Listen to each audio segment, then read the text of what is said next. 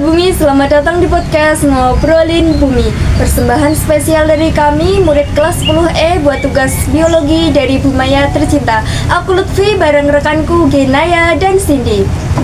Bakal nemenin kalian buat ngobrolin topik yang penting banget buat masa depan kita, yaitu daur karbon.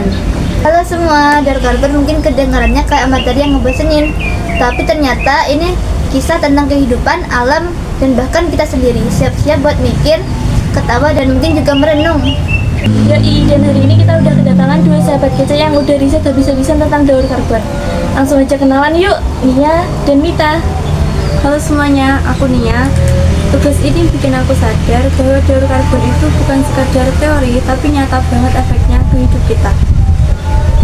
Aku Mita Nurjana, aku banyak belajar tentang tumbuhan, hewan, dan gimana mereka semua bekerja sama di siklus karbon ini.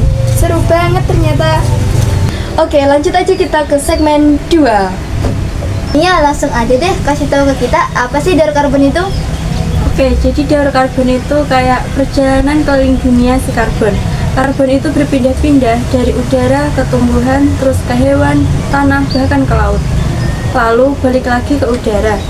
Semua ini terjadi lewat 5 proses utama, yaitu fotosintesis, rantai makanan, respirasi, dekomposisi, dan pembakaran bahan bakar fosil. Jika semua proses ini berjalan lancar, bumi kita akan stabil. Tapi kalau ada yang rusak, karbon akan menumpuk di atmosfer dan bikin bumi kita makin panas. Jadi daur karbon ini kayak sistem pernapasan bagi bumi. Oke, terima kasih Nia. Lanjut aja langsung ke segmen 3. Mita, tahap pertama tuh fotosintesis ya? Bisa dijelasin serunya kayak gimana? Pasti, fotosintesis itu proses keren di mana tumbuhan menyerap CO2 dari udara. Terus mereka pakai bantuan sinar matahari. Mereka ubah menjadi makan mereka sendiri. Dan bonusnya O2 untuk kita bernapas. Manfaatnya besar banget. Selain jadi sumber makanan, fotosintesis juga mengurangi karbon di udara. Tapi kalau karbon habis, proses ini terganggu dan karbon makin menumpuk. Dampaknya pemanasan global makin menjadi. Oke, terima kasih Mita. Langsung aja kita ke segmen 4. Oke, tahap berikutnya karbon lanjut ke hewan lewat rantai makanan. Bener gitu kan? Ya, jadi karbon yang ada di tumbuhan itu pindah ke tubuh hewan. Itu yang disebut rantai makanan. Nah, saat kita bernapas, kita juga ngelepasin karbon ke udara lewat proses respirasi. Ini bagian penting banget, karena respirasi dari makhluk hidup termasuk kita membantu kita tetap berputar. Tapi kalau hewan tidak seimbang dan lingkungan makin kacau, aliran karbon ini juga bisa kacau. Oke, makasih Mita dan Nia. Dan selanjutnya, karena Restu lagi nggak bisa join rekaman ya, aku bakal bacain bagian yang udah dia tulis soal dekomposisi. Yuk, simak. Jadi gini, saat makhluk hidup mati, karbonnya nggak langsung hilang. Nah, disinilah para dekomposer kayak bakteri dan jamur kerja. Mereka nguraikan tubuh-tubuh mati dan ngelepasin karbon balik ke tanah atau ke udara. Manfaatnya luar biasa, tanah jadi subur, karbon tetap muter. Tapi kalau tanahnya tercemar atau lingkungan terlalu kering, dekomposisi bisa terganggu. Akibatnya nutrisi nggak balik ke tanah dan siklusnya macet. Oke, lanjut saja kita ke segmen berikutnya. Ini nih yang paling serem, pembakaran bahan bakar fosil. Kita kamu yang jelasin ya.